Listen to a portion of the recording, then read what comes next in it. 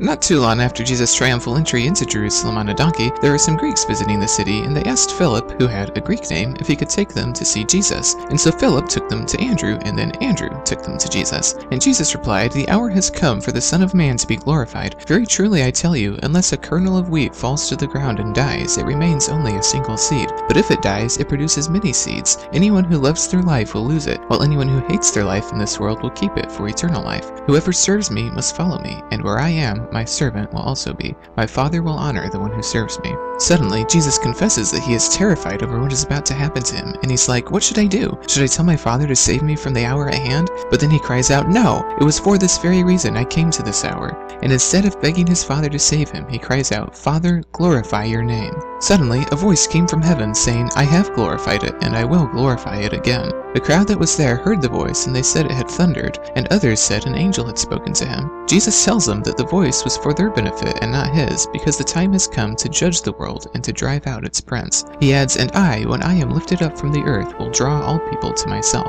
John says that he said this to show the kind of death he was going to die. And the crowd said, "We have heard from the law that the Messiah will remain forever, so how can you say the Son of Man must be lifted up? Who is this Son of Man?" Then Jesus told them, "You are going to have the light just a little while longer.